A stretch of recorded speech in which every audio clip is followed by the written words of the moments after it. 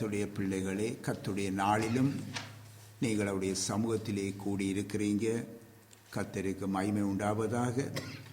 அவருடைய வார்த்தை எங்களுக்கு ஒரு ஆசீர்வாதத்தை கொண்டு வருகிறது. எங்களுடைய வாழ்க்கையை மாற்ற வல்லதாயிருக்கிறது.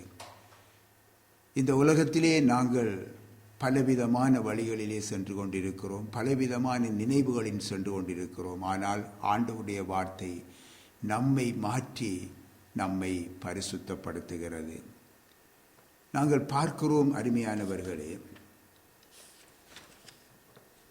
ஆண்டவர் விட்டு ஓடு என்று சொன்னால் நாங்கள் விட்டு ஓட வேண்டும். ஜெபி என்றால் நாங்கள் அதற்காக ஜெபிக்க வேண்டும். அதை விட்டு நாம் ஆலோசனை கர்த்தருக்கு மேலாக நம்மை உயர்த்தக்கூடாது. பிரியமான பிள்ளைகளே, நாங்கள் கையிலே வைத்திருக்கின்ற பரிசுத்த பைபிளிலே சுவிசேஷங்களிலும் நிருபங்களிலும் இரட்சிப்பின் அனுபவத்தை பெற்ற கிறிஸ்துவின் உடையவர்களுக்கு, அதாவது மனம் திரும்பியவர்களுக்கு விட்டு விலக வேண்டிய காரியங்களை குறித்து அங்கே அநேகம் சொல்லப்பட்டிருக்கிறது. அவைகளிலே ஒரு சிலவற்றை மட்டும் நாம் கவனிப்பது நமக்கு இன்று ஆசீர்வாதமானது. பரிசுத்த பைபிளிலே ஆதியாகமத்திலே ஒரு சம்பவத்தை நாங்கள் பார்த்து புதிய ஏற்பாட்டில் இருந்து நாங்கள் தியானிப்போம். ஆதியாகமம் 39வது அதிகாரத்திலே வாலிபனான யோசேப்புக்கு ராஜ அரண்மனையில் இருந்து வந்த சோதனை என்னென்று நாம் எல்லாரும் அறிவோம். அதுதான் விபசார பாவமாகும். அந்த யோசேப்பு என்ற வாலிபன் ஒரு அழகான ரூபமும் சௌந்தரியமுள்ள முகமும் உடையவன். ஆனால் அவன் ஒரு அடிமை.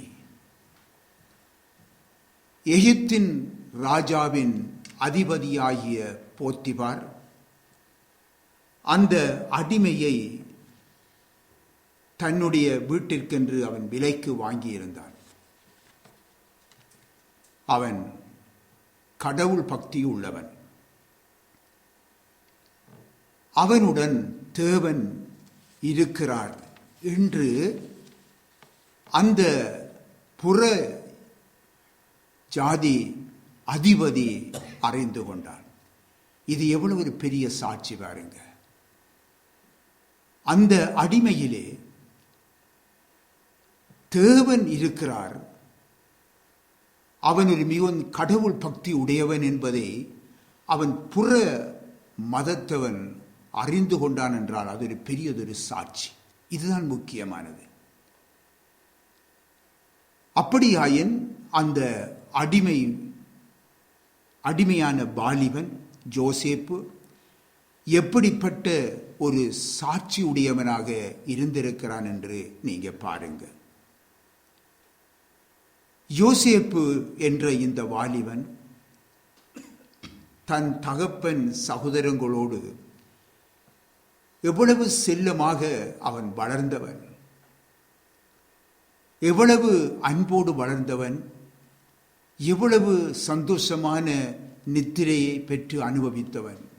அப்படியானவன் அந்த உறவுகளை எல்லாவற்றையும் அவன் பிரிக்கப்பட்டு ஒரு அந்நிய தேசத்திலே ஒரு அடிமையாக இருக்கிறான் என்றால் அது உண்மையிலே ஒரு வேதனையான ஒரு காரியம் அல்லவா? சிந்தித்து பாருங்க. அவனுடைய வாழ்க்கை எப்படி இருந்தாலும் கேட்பதற்கும் அல்லது புத்தி ஆலோசனைகள் சொல்லுவதற்கும் அல்லது அவன் மேல் அன்பு பாராட்டுவதற்கும் யாருமே இல்லை, அருமையானவர்களே. ஆனாலும் கர்த்தர் அவனோடு கூட இருந்தார். கர்த்தர் அவனோடு கூட இருந்தார். அவன் தேவனுடைய பிள்ளை என்று ஒரு அந்நிய அதிபதி கண்டுகொண்டான் என்றால் அவன் அந்த வாலிபனுடைய ஜீவியம் எவ்வளவு பரிசுத்தமாய் இருந்திருக்க வேண்டும் என்று நீங்க சிந்தித்து பாருங்க. இன்றைக்கு நாம் என்ன செய்கிறோம்? நாங்கள் கர்த்தருக்கு ஏற்ற பாத்திரமாக நாங்கள் வாழுவதற்கு, ஒரு பரிசுத்தமான ஜீவியம் செய்வதற்கு நம் சூழ்நிலைகளை நாங்கள் சாட்டி கொண்டிருக்கிறோம். எனக்கு அந்த சூழ்நிலையினாலே நான் இப்படி வாழ முடியவில்லை, இந்த சூழ்நிலையினாலே இப்படி நாம் வாழ முடியவில்லை, நான் இருக்கிற சூழ்நிலைகள் அப்படி இருக்கிறது என்று சொல்லி சாக்கு போக்கு சொல்லுகிறோம் அல்லவா? சிந்தித்து பாருங்க. ஆனால் இந்த யோசேப்பு அப்படியான ஒரு தேசத்திலே தான் அவனுடைய ஜீவியம் பரிசுத்தமாய் இருந்தது என்பதை நாங்கள் பார்க்கிறோம். ராஜாவின் அந்த அதிபதி போத்திபார் இதை பார்த்து பாருங்க, அந்த ஒரு அடிமைக்கு தன்னுடைய வீட்டிலே சகல சுதந்திரங்களையும் கொடுத்திருக்கிறார் என்றால் பாருங்கள் எப்படிப்பட்ட ஒரு சாட்சி. அந்த வாலிபனை நம்பி அவனை ஒரு மேன்மையான இடத்திலே அவன் வைத்திருந்தான். இந்த வாலிபன் மிகுந்த அழகுள்ளவன் என்று வேதம் சொல்லுகிறது, மிகுந்த சௌந்தரியம் உள்ளவன் என்று சொல்லுகிறது. அதனால் ஒரு நாள் தனிமையிலே இருந்த நேரத்திலே அந்த அதிபதியினுடைய மனைவி இவன் மேல் இச்சை கொண்டவளாக, வீட்டிலே ஒருவரும் இல்லாத அந்த சூழ்நிலையிலே அவனை தன்னுடைய இச்சைக்கு இணங்கும்படி அழைக்கிறாள். அருமையானவர்களே, அவனை கட்டாயப்படுத்திய பொழுது அந்த வீட்டிலே அவன் சூழ்நிலைகளை பயன்படுத்தி தான் மேன்மையான நிலையிலே இன்னும் வந்திருக்க முடியும் அல்லவா? ஆனால் அவன் என்ன செய்கின்றான்? அவளுடைய கட்டாயத்தை தள்ளினான், உதறி தள்ளினான், வெளியே ஓடிப்போய் விட்டான். நான் இந்த பெரிய விபச்சார பாவத்திற்கு உடன்பட்டு என் தேவனுக்கு விரோதமாக நான் பாவம் செய்வது எப்படி என்பதே அவனுடைய அறிக்கையாயிருந்தது. நீதிமொழிகள் 6ஆம் அதிகாரத்திலே 32வது வசனத்தை நீங்கள் எடுத்து வாசித்து பாருங்கள். விபச்சாரம் பண்ணுகிறவன் மதிகட்டவன் என்று சொல்லி சொல்லப்பட்டுள்ளது. லேவிய ராகமம் 20ஆம் அதிகாரத்திலே 10வது வசனத்திலே அங்கே பாருங்கள், ஒருவன் பிறனுடைய மனைவியோடே விபச்சாரம் செய்தால் அவனும் அவளும் கொலை செய்யப்பட கடவன் என்று சொல்லி எழுதப்பட்டிருக்கிறது. எனக்கு அருமையான பிள்ளைகளே, விபச்சாரம் செய்யாதிருப்பாயாக என்பது 10 கற்பனைகளில் ஒன்றாயிருக்கிறது அல்லவா? நம்முடைய ஆண்டவர் இயேசுவும் சொல்லும் பொழுது, நான் உங்களுக்கு சொல்லுகிறேன், ஒரு பெண்ணை இச்சையோடே பார்க்கிற எவனும் தன்னுடைய இருதயத்திலே அவளோடைய விபச்சாரம் செய்தாயிற்று என்று சொல்லுவதை நாங்கள் பார்க்கின்றோம். ஆகவேதான் கர்த்தரின் வேதம் சொல்லுகிறது, விபச்சாரக்காரர் அக்கினியும் கந்தகமும் எரிகிற கடலிலே தள்ளப்படுவார்கள் என்று சொல்லப்பட்டிருக்கிறது.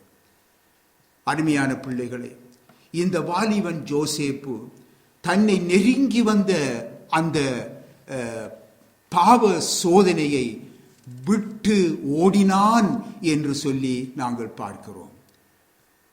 வேதத்திலே 1 தெசலோனிக்கேயரிலே 5ஆம் அதிகாரம் 22வது வசனத்தை நீங்கள் எடுத்து வாசித்து பாருங்கள்.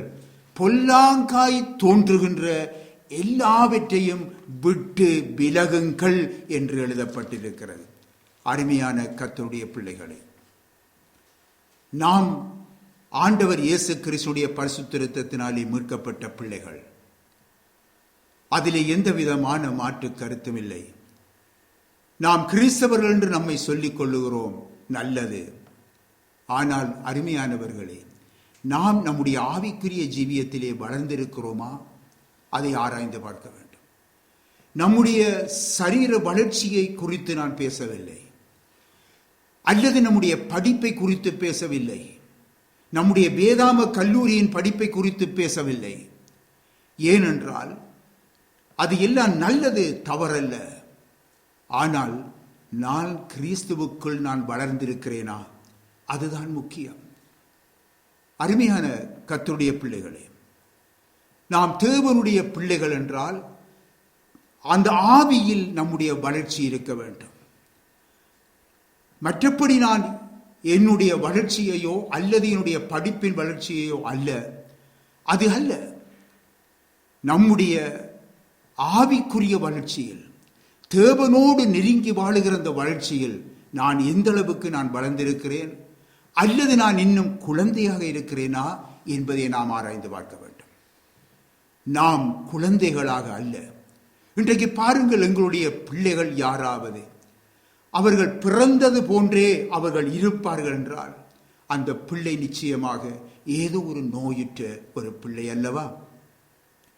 ஆனால் அந்த பிள்ளை வளர வளர வளர காலத்துக்கு காலம் அவர்களில் மாற்றங்கள் உண்டாகி கொண்டு போக வேண்டும். அப்பொழுதுதான் அது ஒரு நல்லொரு வளர்ச்சியை அடைந்து செல்கிறது என்று அறிய முடியும். அதே மாதிரி தேவனுடைய பிள்ளைகளாகிய நீங்கள் சபைக்கு வருவதினாலோ அல்லது சபையிலே ஊழியம் செய்வதினாலோ அல்லது ஓடி ஓடி நாங்கள் சபையிலே ஐக்கியப்பட்டு இருப்பதினாலோ அது எல்லாம் நல்லது. ஆனால் அது நமக்கு நிறைவேற்றாது.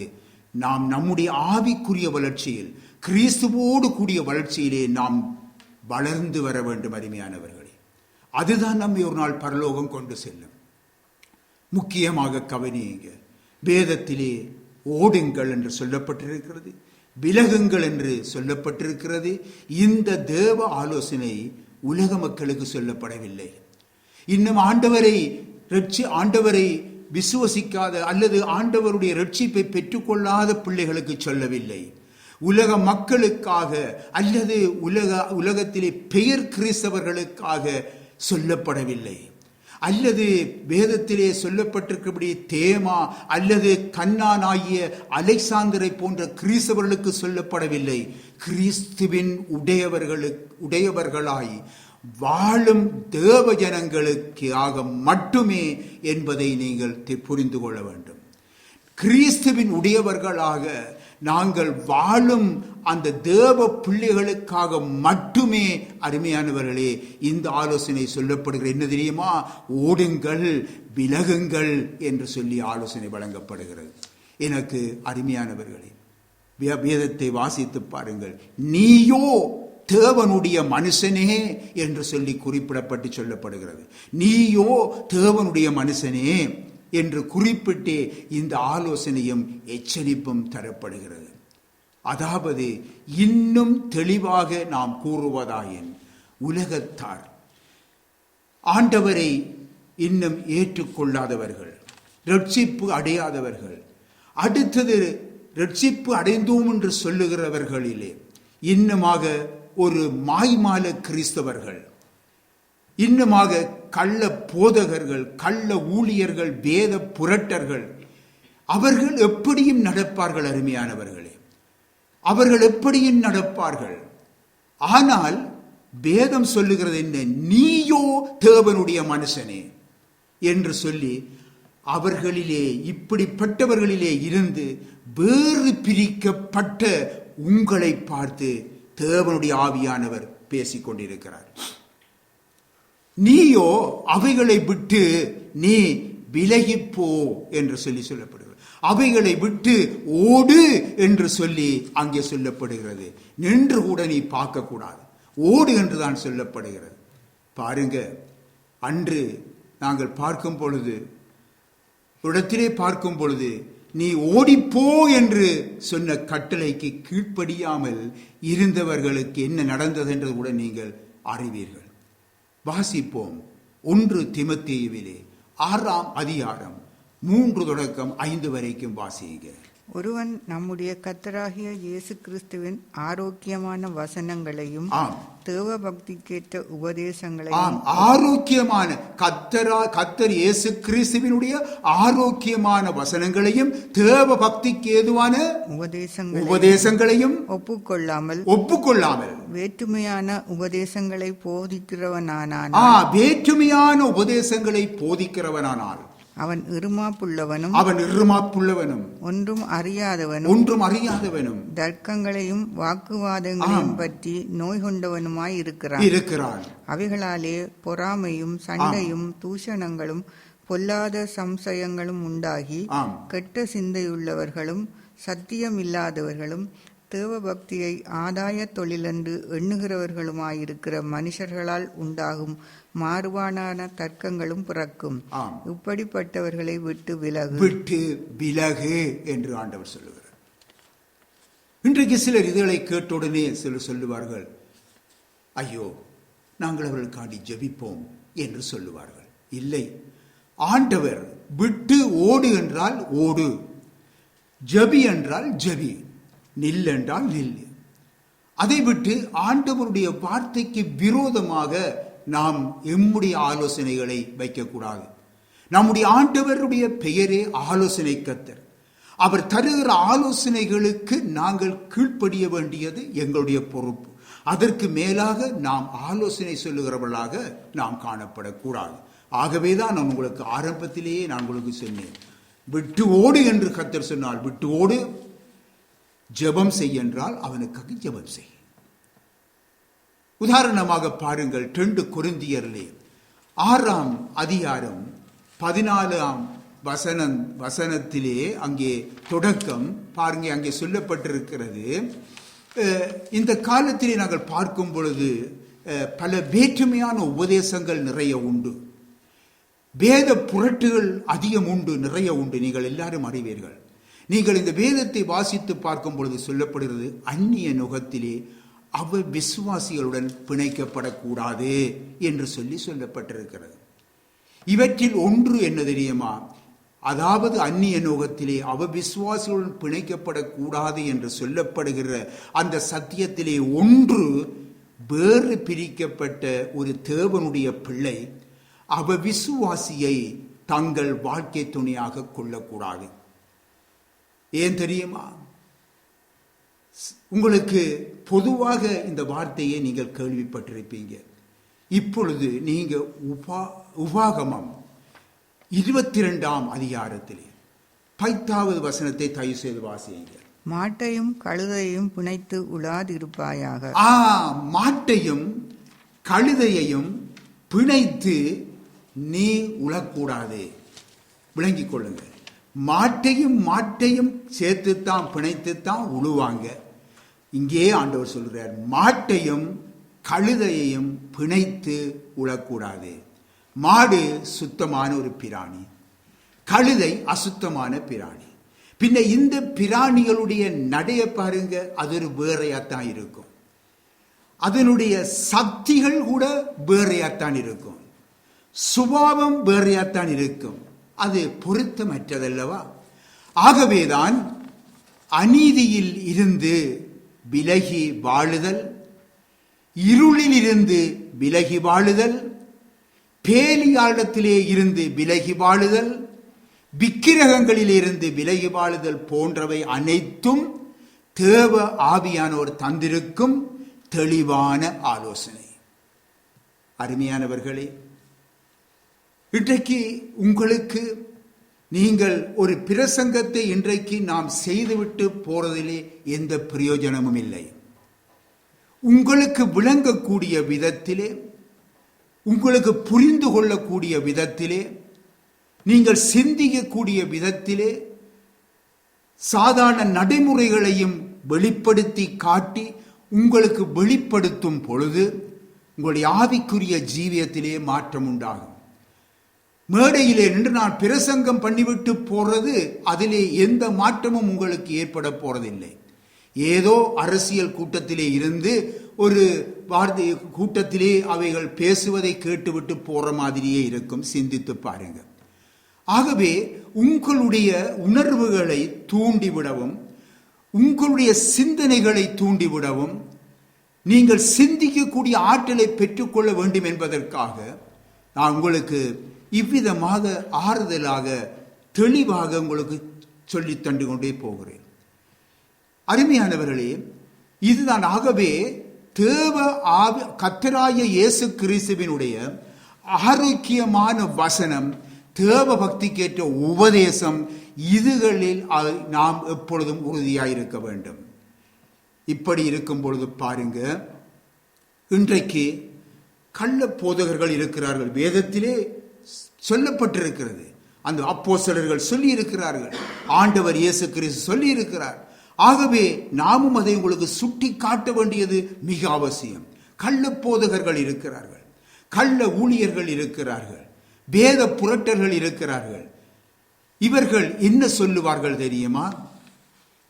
போய் கேட்டு பாருங்கள். இப்படியானவர்கள் சொல்லுவார்கள், நான் இப்படி ஒரு அவவிசுவாச சகோதரனை அல்லது ஒரு அவவிசுவாசி சகோதரியை நான் விரும்பி விட்டேன், நான் என்ன செய்வது என்று சொல்லி ஆலோசனை கேட்பார்கள் போதகரிடத்தில்.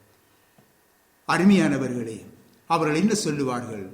சரி, பிரச்சனை இல்லை, அது ஆண்டவருக்கு எல்லாம் தெரியும் தானே.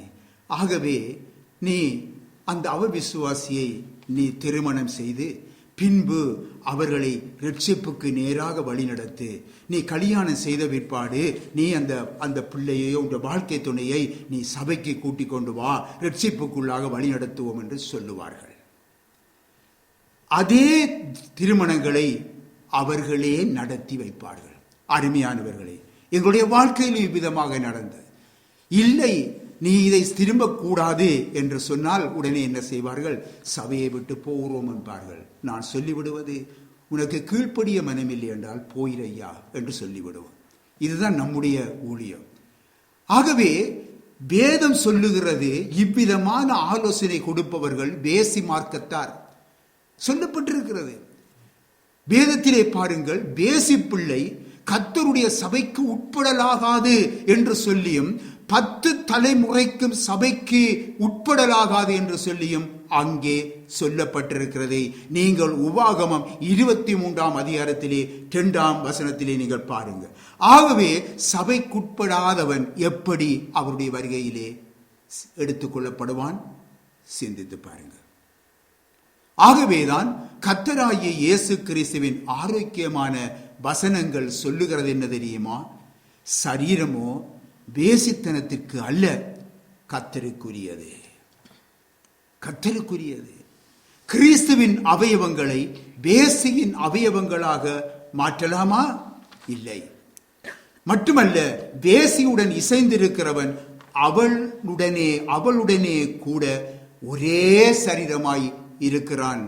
ஆகவே வேசித்தனத்துக்கு விலகி ஓடுங்கள் என்று சொல்லப்பட்டிருக்கிறது. ஜபிச்சு கொண்டிருங்க என்று சொல்ல இல்லை, விலகி ஓடுங்கள்.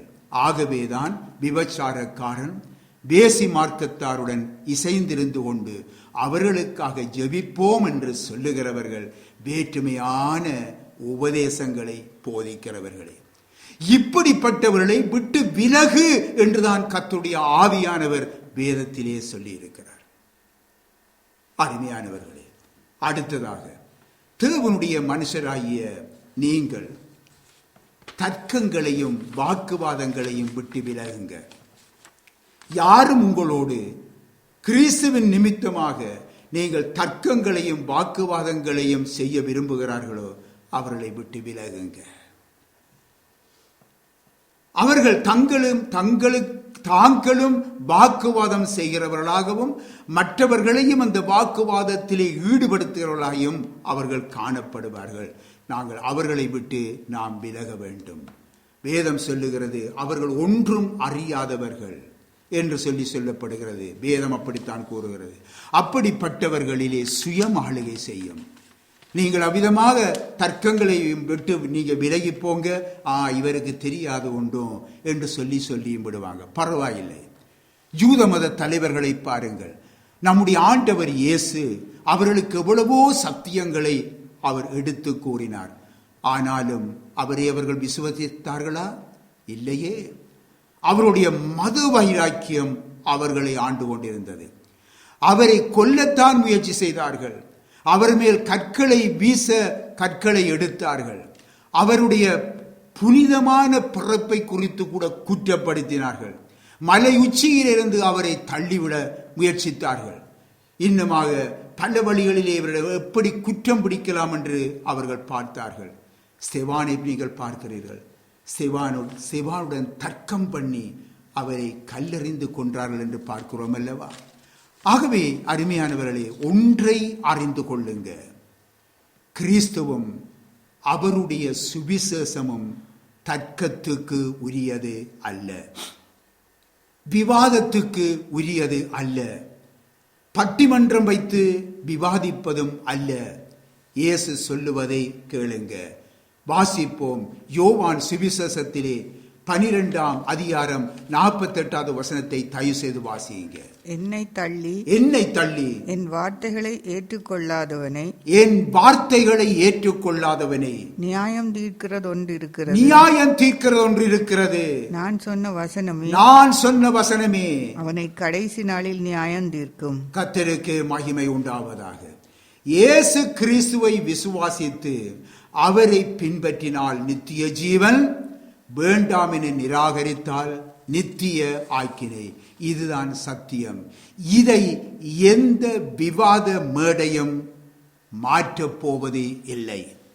ஆகவே நீங்கள் இயேசு கிறிஸ்துவை குறித்து யாரிடம் சொல்லும் போது அல்லது சுவிசேஷ கைப்பிரதிகளை நீங்கள் கொடுக்கும் போது வேண்டாம் என்று சொல்லி யாரும் மறுத்தால் நீங்கள் கவலைப்பட வேண்டாம், விவாதம் செய்யவும் போக வேண்டாம். தேவனுடைய வார்த்தை அவனை ஒரு நாள் நியாயம் தீர்க்கும். கவனியுங்க. ஆனால் ஒன்றை கவனிக்க வேண்டும். நம்முடைய விசுவாசத்தை குறித்து வாஞ்சையோடு சிலர் விசாரிக்க வருவார்கள். அவர்களுக்கு நீங்கள் சாந்தத்தோடு, நீங்கள் போதக சமர்த்தத்தோடும் இருந்து அவர்களுக்கு உபதேசியுங்க.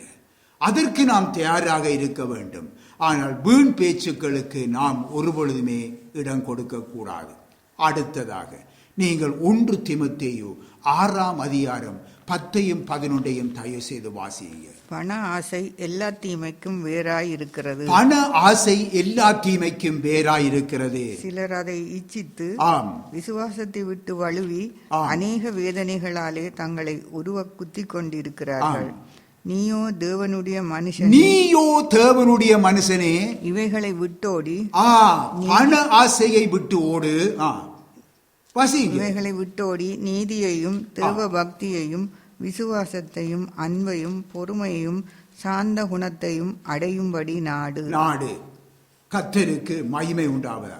நீயோ தேவனுடைய மனுஷனே பண ஆசையை விட்டு ஓடு. தேவனுடைய பிள்ளைகளே, கர்த்தரை பின்பற்றி செல்லவும் பரலோக ராஜ்யத்துக்குள்ளே பிரவேசிப்பதற்கும் பணம், பொருளாசை பெரும் தடையாக இருக்கிறது என்று நம்முடைய கர்த்தர் இயேசு சொல்லி இருக்கிறார். அருமையானவர்களே, ஒன்றை நாம் மீண்டுமாக நான் உங்களுக்கு சொல்வேன். பல தடவைகள் உங்களுக்கு சுட்டி காட்டியிருக்கிறேன். நாம் பிறக்கும் பொழுது நாம் வெறும் கையோடு நாம் பிறந்தோம். ஆண்டவர் இயேசு இந்த உலகத்திலே நம்மை அழைக்கும் பொழுது எல்லாவற்றையும் விட்டு வெறும் கையோடு நாம் அவரை பின்பற்றுகிறோம். மட்டுமல்ல, இந்த உலகத்தை விட்டு நாம் போகும் பொழுது வெறும் கையோடு போகிறோம். இதுதான் அருமையானவர்களே சத்தியம். நீயோ தேவனுடைய மனுஷனே பண ஆசையை விட்டு ஓடு. தேவனுடைய பிள்ளைகளே, கர்த்தரை நாம் பின்பற்ற அழைக்கப்பட்டிருக்கிறோம். நமக்கு பண ஆசை அது தடையாய் கொடுக்கும். ஆகவே நாம் எச்சரிக்கையோடு இருக்க வேண்டும். தேவனுடைய வசனம் உங்கள் இருதயத்திலே வேரூன்றி பலன் தராத படிக்கு ஐசுவரியத்தின் மயக்கம் தடை செய்கிறது என்று நம்முடைய ஆண்டவர் இயேசு சொல்லுகிறார். அருமையானவர்களே, நீங்கள் இன்றைக்கு பொதுவாக நான் சொல்லுகிறேன், இன்றைக்கு நீங்கள் வார்த்தைகளை கேட்டுக்கொண்டிருக்கிறீர்கள். இப்படி கேட்டுக்கொண்டு இருக்கும் பொழுது கூட பாருங்க, இன்றைக்கு எங்களுடைய சிந்தனைகள் வேறெங்கோ இருக்கும் அல்லவா? அது நல்லதல்ல. தேவனுடைய வார்த்தை எங்களுடைய இருதயத்திலே நல்ல நிலத்திலே விழுந்த விதை போன்று விதை விழுந்து அது பலன் கொடுக்கும்படியாக நாங்கள் செயல்பட வேண்டும். அருமையானவர்களே, பண ஆசை எல்லா தீமைக்கும் வேர். இது சத்தியம். பொய், களவு, கொலை, லஞ்சம், கள்ளக்கணக்கு எழுதுறது, வியாபாரத்தில் கலப்படம் செய்கிறது. நான் இது எல்லாம் யாருக்கு சொல்லுகிறேன்? நீயோ தேவனுடைய மனுஷனே, உனக்குத்தான் இது சொல்லப்படுகிறது. இன்னுமாய் கள்ள தராசு, மற்றது சீட்டு பிடித்தல், இவையெல்லாம் போன்றவையெல்லாம் பண ஆசை என்ற வேரிலிருந்து முளைக்கிறது. அருமையானவர்களே, மிகவும் கவனியுங்க. மற்றவர்களின் ஊழியங்களை நாம் வஞ்சித்து தங்கள் கிளை சபை என்று உரிமை பாராட்டுகிறவர்கள் இன்றைக்கு ஏராளம். ஆத்துமாக்களை களவாடுபவர்கள் ஏராளம். காணிக்கைக்காக உபவாச கூட்டம், அபிஷேக கூட்டம், அந்த கூட்டம், எழுப்புதல் கூட்டம் என்று பலதரப்பட்ட கூட்டங்களை நடத்துகிறவர்கள் ஏராளம். பண ஆசை என்ற அந்த வேரில் இருந்தே இவையெல்லாம் முளைக்கிறது. அருமையானவர்களே, உங்களுக்கு விளங்குமா? பண ஆசை என்ற வேரில் இருந்துதான் இவை முளைக்கிறதே தவிர, அருமையானவர்களே, இவையெல்லாம் சத்தியத்துக்குள் இல்லை. கவனியுங்க. இந்த காலங்களிலே புது புது பெயருடன் நடைபெறும் கூட்டங்கள் எந்த அடிப்படையில் நடக்கிறது உங்களால் சிந்தித்து பார்க்க முடியுமா? கிளை சபை என்று சொல்லி இன்றைக்கு அநேகம் உண்டே, அது எந்த அடிப்படையிலே அது உருவாக்கப்பட்டிருக்கிறது என்று உங்களுக்கு சொல்ல முடியுமா? எப்பொழுதாவது சிந்தித்து பார்த்திருக்கிறீர்களா? அருமையானவர்களே, நாம் வளர வேண்டும். நாம் குழந்தைகளாக இருந்துவிடக்கூடாது. குழந்தை என்னத்தை கொடுத்தாலும் வாங்கி வாய்க்குள்ள போட்டுக்கொள்ளும். அதில் ஒரு பாம்பொண்டு போய் பிடியண்டா பிடிச்சிடும். அப்படி நாம் இருக்கக்கூடாது. நாம் நாளுக்கு நாள் வளர வேண்டும். அப்பொழுதுதான் கர்த்தருக்குள்ளே நாம் வளர முடியும். அருமையானவர்களே, ஆகவே இன்றைக்கு இவை எல்லாம் எதினாலே உருவாகிறது? பண ஆசை என்ற அந்த வேரில் இருந்து முளைக்கிறது. புரிந்து கொள்ளுங்க. வேதத்தில் இருந்து வேறு வெளியாலே எதுவுமே இல்லை. நமக்கு வேதம் தான் நமக்கு தரப்பட்டிருக்கிறது. இன்றைக்கு சில இடங்களிலே நான் அறிந்திருக்கிறேன், கேள்விப்பட்டிருக்கிறேன். இன்றைக்கு சபை விசுவாசிகளிடத்திலே வருஷ ஆரம்பத்திலே உண்டியல்கள் கொடுப்பார்களாம். வருட முடிவிலே நீங்கள் சபை பாசடத்திலே கொண்டு வந்து கொடுக்க வேண்டும் என்று சொல்லி சில இடங்களிலே, பல நாடுகளிலே இது நடைமுறைகள் இருக்கிறது. இவையெல்லாம் என்ன காரணம்? பண ஆசை என்ற வேரில் இருந்து முளைக்கிற ஆலோசனைகள், செயல்பாடுகள். தேவனுடைய பிள்ளைகளே, தொடர்ந்து சிந்திக்கும்படியாக உங்களிடத்திலே இவை விட்டுவிடுகிறேன். நீங்களே தொடர்ந்து சிந்தியுங்கள். அருமையானவர்களே, நீங்களோ வேறு பிரிக்கப்பட்ட ஒரு பரிசுத்த ஜனம். பண ஆசையை விட்டு ஓடுங்கள் என்று ஆண்டவர் சொல்லுகிறார் அல்லவா? வேதம் சொல்லுகிறது அல்லவா? தேவனுடைய ஆலோசனை சொல்லுகிறது அல்லவா? இதை உங்களுக்கு சுட்டி காட்டுகிறேன். பண ஆசையை விட்டு ஓடுங்கள். உண்மையான சம்பவத்தை நான் கூறுகின்றேன். கற்பனை அல்ல, உண்மையான சம்பவம். ஒரு சகோதரன் தன் சபை பாஸ்டரிடத்திலே செல்லுகிறார். பாஸ்டர், நான் ஒரு வேலை அனுமதி இல்லாமல் நான் ஓரிடத்திலே வேலை செய்கிறேன். இதை குறித்து நீங்க எனக்கு ஒரு ஆலோசனை தர வேணும் பாஸ்டர். சிலர் சொல்லுகிறார்கள் செய்யாதே என்று, சிலர் சொல்லுகிறார்கள் இதெல்லாம் கூடாது என்று சொல்லி. பாஸ்டர், நீங்கள் ஒரு ஆலோசனையை தாங்க. அதற்கு அந்த பாஸ்டர் சொல்லுகிறார், பிரதர், நீர் செய்யலாம், தவறில்லை. ஆனால் உமக்கு கிடைக்கிற அந்த வருமானத்திலே 10 சபைக்கு கொண்டு வந்து போட்டுவிட்டால் நீர் செய்வது பாவம் அல்ல என்றார். இந்த ஆலோசனையை கொஞ்சம் சிந்தித்து பாருங்கள். பண ஆசை என்ற வேரில் இருந்து இந்த ஆலோசனை வருகிறது, முளைக்கிறது. இப்பொழுது புரிகிறதா? பண ஆசையை விட்டு ஓடுங்கள். இந்த காலங்களிலே பண ஆசை என்ற பாவம் சபைகளில் பெருகி இருக்கிறது. அதாவது சபை பாஸ்டர்கள், ஊழியர்கள் மத்தியிலே பெருகி கொண்டு போகிறது. அருமையானவர்களே, இதை நாம் மறக்க முடியாது. ஆண்டவர் இயேசு கிறிஸ்துவின் வருகை சமீபமாய் இருக்கிற இந்த வேளையிலே நாம் சத்தியத்தை உணர்ந்து நடக்க வேண்டும். அருமையானவர்களே, நாம் இன்னும் குழந்தைகளாக இருக்கக்கூடாது. நம்முடைய எது விலகு, எது ஓடு என்று சொல்லி சொல்லப்பட்டிருக்கோ அதை விட்டு நாம் ஓட வேண்டும். ஊழியம் என்று தொடங்கியதும் இன்றைக்கு பாருங்க, சிலருடைய சிந்தையிலே ஆரம்பமாகிறது. என்ன தெரியுமா? உங்கள் எல்லாருக்கும் தெரியலாம், காணி வாங்க வேண்டும், கட்டிடம் கட்ட வேண்டும். இதுதான் சிந்தையிலே ஓடுகிறது. நாம் தேவன் நம்மை அழைத்திருக்கிறாரா, உண்மையா அழைத்திருக்கிறாரா? இருந்ததை விட்டுவிட்டு நான் வெறுங்கையனாய் அவரை பின்பற்ற வேண்டும். இதுதான் ஊழியம். அருமையானவர்கள், தொடர்ந்து எதிர்காலத்திலே தங்கள் சந்ததிகளுக்கு அவர்கள் சொத்து சேர்க்கிறார்கள், பணம் சேர்க்கிறார்கள். இதற்காக பல வேலை திட்டங்களை அவர்கள் வகுக்கிறார்கள், ஆரம்பிக்கிறார்கள். அவர்களுடைய வாழ்க்கை நிலையை, அந்த வாழ்க்கை நிலையை உயர்த்த அவர்கள் பிரயாசப்படுகிறார்கள். இவையெல்லாமே பண ஆசை என்ற பெயரிலே அந்த வேரிலே இருந்து முளைக்கிறது என்பதை நாம் மறந்துவிடக்கூடாது. இப்படித்தான் ஒரு பாஸ்டர், ஒரு ஊழியக்காரன் என்ன செய்கிறார்? தான் பெற்றுக்கொண்ட எல்லா காரியங்களையும், எல்லா சொத்துக்களையும் என்ன செய்தார்? வைத்துக் கொண்டிருக்கும் பொழுது அவருக்கு ஒரு கெட்ட பெயர் வந்தது. அவர் என்ன செய்தார்? உடனடியாக அவை எல்லாவற்றையும் என்ன செய்தாரோ தெரியாது என்று சொல்லி இருக்கும் பொழுது அவர் ஒரு நாள் பகிரங்கமாக ஜனங்களுக்கு முன்பாக சொன்னார், நான் கர்த்தருக்காக எல்லாவற்றையும் விட்டுவிட்டேன், நான் இப்பொழுது வெறும் கையனாய் உங்கள் மத்தியிலே நிற்கிறேன் என்றார். அதன் பிற்பாடுதான் சில செய்திகள், உண்மை செய்திகள் நிரூபிக்கப்பட்டது. என்ன தெரியுமா? சட்டத்தின் மூலமே நிரூபிக்கப்பட்டது. என்ன தெரியுமா? எல்லா சொத்துக்களையும் பிள்ளைகள் பேர்லையும் மனைவியின் பேர்லையும் எழுதிவிட்டார். அவர் சொன்னது சரிதானே, வெறும் கையோடு நிற்கிறேன். அருமையானவர்களே, இவ்வளவு வஞ்சனைகள் இந்த உலகத்திலே நடந்து கொண்டிருக்கிறது. நாம் கர்த்தருடைய வருகைக்கு ஆயத்தப்படுத்தி கொண்டிருக்கிறோம். நாம் கர்த்தருடைய வருகையிலே நாம் எவருமே, நீங்களோ நாங்களோ யாரும் கைவிடப்பட்டு விடக்கூடாது.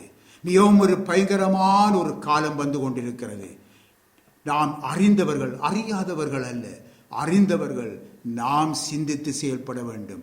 இன்னும் பாருங்கள், சில இன்றைக்கு பல ஊழியர்கள் இருக்கிறார்கள், தங்கள் சபை மக்களுடைய குடும்ப கஷ்டங்களை அவர்கள் பார்த்துவிட்டு ஒரு நல்ல ஆலோசனை சொல்லுறாங்க. பார்க்கிறதற்கு ஒரு நல்ல ஆலோசனை தான், எங்களுடைய பாஸ்டர் நல்ல ஆலோசனை தந்தார் என்று சொல்லி சொல்லக்கூடியதாகத்தான் ஆலோசனைகள். எப்படி? பிரதர், சிஸ்டர், வாங்க, உங்களுடைய கஷ்டங்கள் எல்லாம் எனக்கு புரிகிறது, நீங்க 2-3 வருஷத்துக்கு வெளிநாட்டுக்கு போய் வாங்க, அது உங்கள் குடும்பத்துக்கு நல்லது, உங்கள் சபைக்கும் மிகுந்த ஆசீர்வாதமாக இருக்கும் அல்லவா என்று சொல்லி ஆலோசனை கொடுக்கிறார்கள். ஆரோக்கியமான உபதேசம் என்ன சொல்லுகிறது? ஆண்டவர் இயேசு கிறிஸ்துடைய ஆரோக்கியமான உபதேசம் என்ன சொல்லுகிறது? புருஷனும் மனைவியும் பிரிந்திருக்க கூடாது, அவர்கள் ஒன்றாய் இருக்க வேண்டும். புருஷன் தன் மனைவிக்கு செய்ய வேண்டிய கடமையை செய்ய வேண்டும், மனைவியும் தன் புருஷனுக்கு செய்ய வேண்டிய கடமையை செய்ய வேண்டும். சாத்தான் உங்களை தூண்டி விடாதபடிக்கு கூடி வாழுங்கள் என்று சொல்லித்தான். இப்படி இருக்கும் பொழுது பண ஆசை என்ற வேரிலிருந்து முளைக்கும் பொல்லாத நச்சு பயிர்களை குறித்து நீங்கள் எச்சரிக்கையாயிருந்து விலகி ஓட வேண்டும். அருமையானவர்களே, ஆரோக்கியமான உபதேசம் என்ன சொல்லுகிறது? உண்ணவும் உடுக்கவும் நமக்கு உண்டாயிருந்தால் அது போதுமென்று இருக்க கடவோம். போதுமென்ற மனதோடு கூடிய தெய்வ பக்தியே மிகுந்த ஆதாயம். இப்படி இருக்கும் பொழுது இந்த நவீன நாகரிக உலகத்தில் மனுஷரின் தேவைகள் கட்டுக்கடங்காமல் போகிறது. அருமையானவர்களே, கட்டுக்கடங்காமல் போகிறது. மனுஷருடைய ஆசைகள், அவைகளை கட்டுப்படுத்த முடியாமல் அது பெருகிக்கொண்டே போகிறது. உங்களுக்கும் இது விளக்கம். இதனால் பண தேவை அதிகமாகிறது. இதனால் பண ஆசையினால் வேறு பிரிக்கப்பட்ட தேவனுடைய பிள்ளைகளும் அங்கே சிக்கிக் கொள்ளுகிறார்கள். இதனால் சபையில் தேவ ஊழியர்களும், ஏன் தேவ ஜனங்கள், தேவ ஊழியர்கள் கூட தங்களுடைய ஆதாய தொழிலாக தேவ ஊழியங்களை பெற்றுக்கொள்ளுகிறார்கள். அதை ஆதாய தொழிலாகவே ஊழியங்களை எடுத்துக்கொள்ளுகிறார்கள். அருமையானவர்களே, அருமையான கர்த்தருடைய பிள்ளைகளே, நாம் ஒன்றை சிந்தித்து பார்க்க வேண்டும். கர்த்தராகிய இயேசு கிறிஸ்துவினுடைய ஆரோக்கியமான வசனங்களையும் அதனுடைய அதாவது தேவ பக்திக்கு ஏற்றதான உபதேசங்களையும் ஒப்புக்கொள்ளாமல் இன்றைக்கு என்ன செய்கிறார்கள்? வேலை செய்ய மனதில்லாமல் இருந்து சாப்பிடுகிறார்கள். அருமையானவர்களே, எச்சரிக்கையாக இருங்க. தங்கள் வசதி வாழ்க்கையை இதன் மூலமாக அவர்கள் பெருக்கிக் கொள்ளுகிறார்கள். இப்படிப்பட்டவர்களை பரிசுத்த ஆவியானவர் ஒழுங்கற்று நடக்கிற சகோதரர்கள் என்று சொல்லி வேதத்திலே தெளிவாக சொல்லி இருக்கிறார். அவர்களை விட்டு நீ விலக வேண்டும் என்று சொல்லி சொல்லுகின்றார். அருமையானவர்களே, நாம் ஆரம்பத்தில் இருந்து தேவன் அழைத்த காலத்திலே இருந்து நாம் வேலை செய்து கொண்டே தேவனுடைய ஊழியத்தை செய்கிறோம். இந்த காரியத்தை அந்த வேலை இல்லாமல், அதாவது தேவனுடைய ஊழியத்தை ஆதாய தொழிலாகி கொண்ட எத்தனையோ சபை ஊழியர்கள் மற்றவர்களுக்கு போதித்தார்கள், நீங்கள் இந்த சபைக்கு போக வேண்டாம், ஏனென்றால் அவர் வேலை செய்து கொண்டு செய்கிற ஊழியம் அது உண்மையால் அழைக்கப்பட்ட ஊழியம் அல்ல.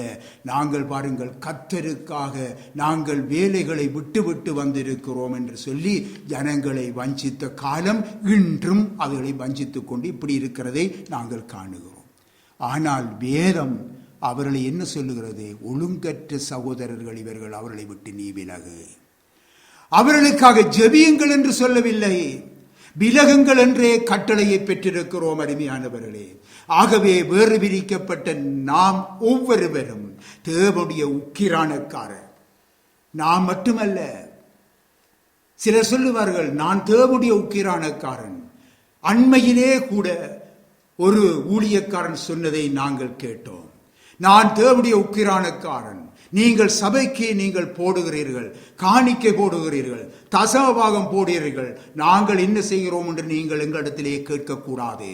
நாம் தேவனுடைய உக்கிரானக்காரர், ஆகவே தேவன் எங்களிடத்திலே கணக்கு கேட்பார், நீங்கள் அல்ல என்று சொல்லி சொன்னதை நாம் அண்மையிலே கண்டோம். அருமையானவர்களே, இவர்களை விட்டு விலகுங்க. ஊழியக்காரர் அல்ல, நாம் அனைவருமே தேவனால் தெரிந்து கொள்ளப்பட்ட கர்த்தருடையவர்கள். அனைவருமே ஒவ்வொருவரும் கர்த்தருடைய உக்கிரானக்காரர். நாம் ஒவ்வொருவரும் அவருக்கு கணக்கு கொடுக்க வேண்டியவர்கள். இன்னுமாக நான் உங்களுக்கு விளக்கமாக சொல்லுகிறேன். நம்முடைய சொத்து தேவன் நமக்கு தந்தது. நம்முடைய ஆத்துமாக்கள் தேவன் நமக்கு தந்தது. நமது நியாயமான தேவைகளுக்கு இந்த சொத்துக்களை நாங்கள் வருகின்ற எங்களுக்கு தருகிற சொத்து, உழைப்பு, வருமானம் நம்முடைய நியாயமான தேவைகளுக்கு போன பிற்பாடு மிகுதி பிறரின் தேவைகளுக்காக நம்மிடம் நம்பி ஒப்படைக்கப்பட்டிருக்கிறது. இதை நாம் புரிந்து கொள்ள வேண்டும். எப்பயாவது இந்த சத்தியங்களை நீங்கள் அறிந்திருக்கிறீங்களா? நம்முடைய கண்களுக்கு முன்பாக, சபையிலே கூட கண்களுக்கு முன்பாக, ஏன் நம்முடைய கண்களுக்கு முன்பாக எத்தனை கஷ்டப்பட்டவர்கள் இருக்கிறார்கள். உணவு உடை இல்லிடமில்லாமல் வாழ்ந்து கொண்டிருக்கிறாங்க, படிக்க வசதி இல்லாமல் இருக்கிறாங்க, எத்தனை தரித்திரர் இருக்கிறார்கள், எத்தனை விதவைகள் இருக்கிறார்கள், எத்தனை திக்கற்றவர்கள் அனாதைகள் இருக்கிறாங்க. இவர்களை கவனியாமல் நாம் நம்முடைய இஷ்டத்தின்படி நாம் வாழ்ந்து கொண்டிருந்தால், பெயர் சொல்லப்படாத அன்று ஐசுவரியவானை உங்களுக்கு தெரியும் தானே, அவனை போல நாம் போய்விடக்கூடாது. இது ஆபத்தான நிலை, ஆபத்தான நிலை. எனக்கு அருமையானவர்களே, உங்களுக்கு உண்டானவைகளிலே பிச்சை கொடுங்கள், இதுதான் உபதேசம். அநீதியான உலக பொருட்களினாலே நித்திய வீடுகளில் உங்களை ஏற்றுக்கொள்ள சிநேகிதரை சம்பாதியுங்க. அநீதியான உலக பொருட்களினாலே தான் இந்த நித்திய வீட்டிலே உங்களை ஏற்றுக்கொள்வார் உண்டாகும் பொருட்டு சிநேகிதரை சம்பாதியுங்கள் என்று கர்த்தர் சொல்லுகிறார். பரிசுத்தவான்களுடைய குறைவிலே அவர்களுக்கு உதவி செய்யுங்கள் என்று சொல்லுகிறார். தான தர்மம் செய்யுங்கள் என்று சொல்லுகின்றார்.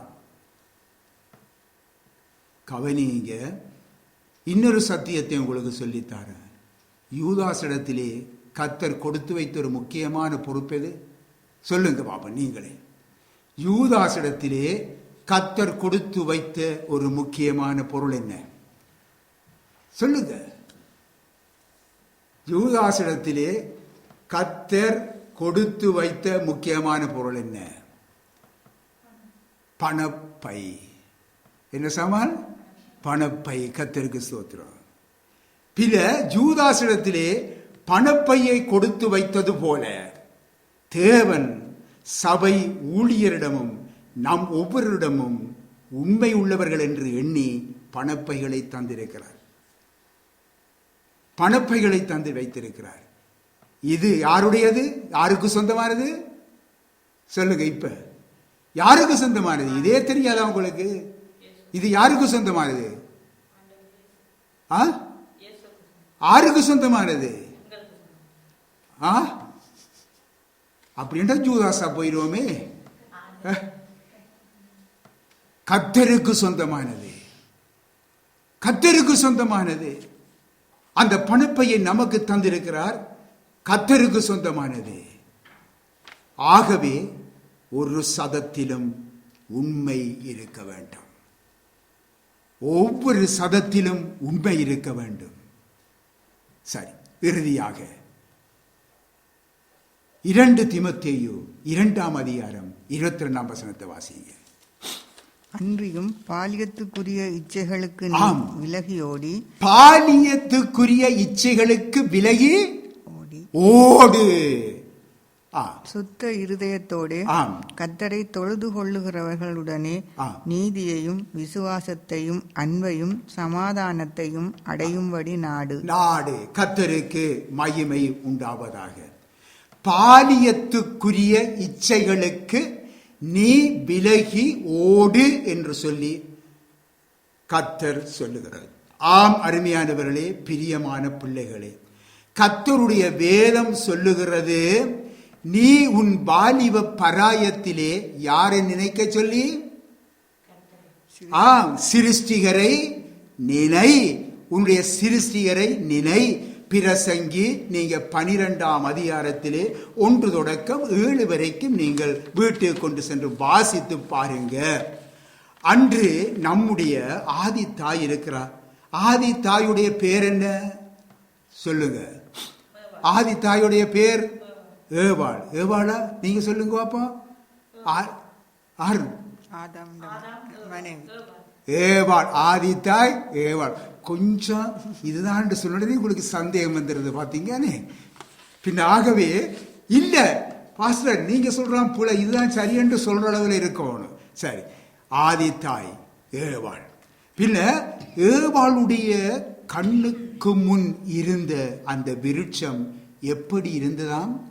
புசிப்புக்கு நல்லது, பார்வைக்கு இன்பமானது, புத்தியை தெளிவிக்கிறது என்ற அந்த அதாவது இச்சிக்கப்படத்தக்க ஒரு விருட்சமாக அது இருந்தது. இதை நீங்க ஆதியாகமத்திலே 3ஆம் அதிகாரத்திலே 6ஆம் வசனத்திலே நீங்கள் காணலாம். இப்பொழுது பாருங்க, அன்று ஏதேன் தோட்டத்திலே இருந்தது, இப்பொழுது அது நம் ஒவ்வொருவருடைய கையிலும் வந்துவிட்டது. ஒவ்வொரு கையிலும் நீங்க வச்சிருக்கிறீங்க. அதுதான் என்ன தெரியுமா? ஹண்டி. ஹண்டி தவறல்ல, நீங்க வைத்திருக்கிற உங்கள தான் தவறு இருக்கு. ஆனால் இன்றைக்கு என்ன செய்கிறீங்க? அதற்கு நீங்கள் அடிமைப்பட்டு இச்சிக்கப்படத்தக்க ஒரு பொருளாய் மாறிவிடுவதுதான் ஆபத்தானது. தேவனுடன் உறவாட பைபிள் போயிட்டது ஹண்டி. பைபிள் கொண்டு வந்தீங்களா சிஸ்டர்? பைபிள் கொண்டு வந்தீங்களா பிரதர் கேட்ட, ஓம் காட்டுங்க, ஹண்டியை காட்டுவாங்க.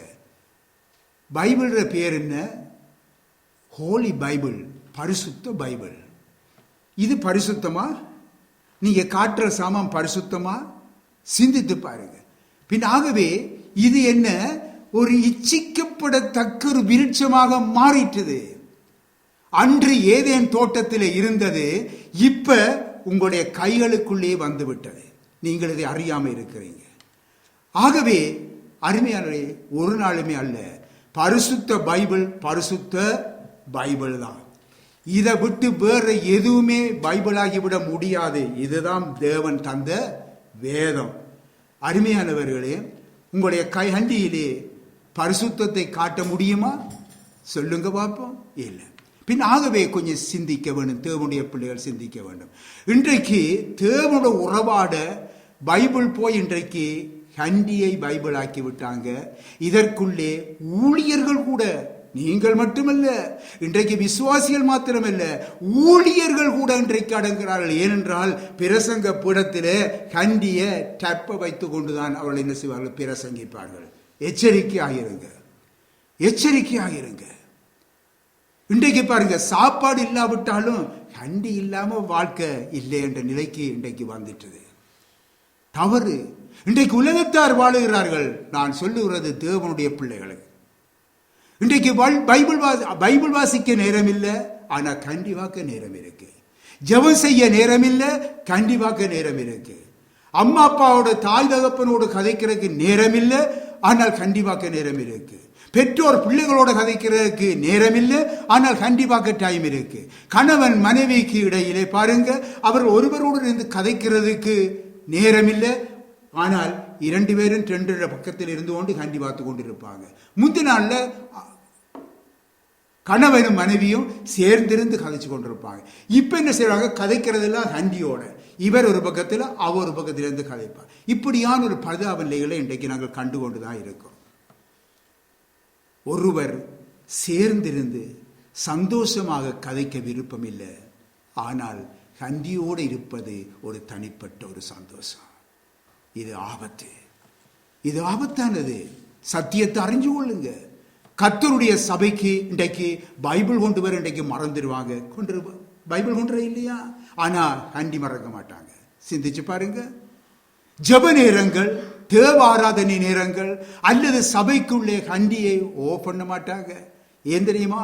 எங்களுக்கு ஏதோ ஒரு மெசேஜ் ஒன்று வரும், இந்தியாவிலிருந்து வரும், வேறு தேசத்திலிருந்து வரும், லண்டன்ல இருந்து வரும், கோல் வரும் அல்லது மெசேஜ் வரும், எதிர்பார்த்து கொண்டிருப்பாங்க. அதே சிந்தனை தேவனுடைய சிந்தனை இல்லை. பின்ன ஹண்டியிலே பாருங்க, இச்சை தரக்கூடிய படங்களை பார்க்க கூடாது.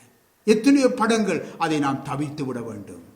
தீய நட்புகள் அதனால உருவாகுது, அதை நாம் தடுத்து விட வேண்டும். அருமையானவளே, பிசாசினுடைய காரியங்கள் இதெல்லாம் நாம் எச்சரிக்கையா இருக்க வேண்டும். நாம் தேவனுடைய பிள்ளைகள். ஒரு நாள் பிசாசினுடைய கட்டிலே, ஆதிக்கத்திலே, அவனுடைய அடிமைத்தனத்திலே இருந்து தேவன் நம்மை இழுத்தெடுத்திருக்கிறார். இப்பொழுது நாம் கர்த்தருக்கு அடிமை, கர்த்தருக்கு அடிமை. ஆகவே அருமையானவளே, நாம் இதற்குத்தான் நாம் அடிமையாக இருக்க வேண்டும். இதற்குத்தான் நாம் அடிமை. நாம் பாடல் ஒன்று பாடுவோம் அல்லவா? ஆண்டவரே உம் பாதம் சரணடைந்தே, அடிமை நானையா. ஆனால் அடிமை எல்லாம் எங்கேயோ இருக்கும், யாருக்கும் அடிமையாயிருக்கும். ஆனால் பாட்டுத்தான் ஆண்டவர் சொல்ற, உன்னுடைய உதடுகளோ கர்த்தர் கர்த்தர் என்று என்னை சொல்லுகிறது, உன்னுடைய இருதயமோ தூரமாயிருக்கிறது, எனக்கு தூரமாயிருக்கிறது. ஆம் அருமையானவர்களே, கொஞ்சம் சிந்தியுங்க. நாம் தேவனுடைய பிள்ளைகள். நமது உடலும் உள்ளமும் பரிசுத்த ஆவியின் ஆலயமாயிருக்கிறது. இந்த ஆலயத்தை கரைப்படுத்தக்கூடாது. ஏனென்றால் இங்கேதான் ஆண்டவர் வாசம் பண்ண விரும்புகிறார்.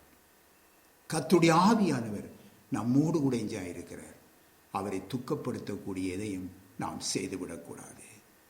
நாம் அந்த ஆலயத்தை நாம் கரைப்படுத்தாமல், தீட்டுப்படுத்தாமல் பரிசுத்தமாக காத்துக்கொள்வோம். கர்த்தருக்கு மகிமை உண்டாவதாக. ஆமென்.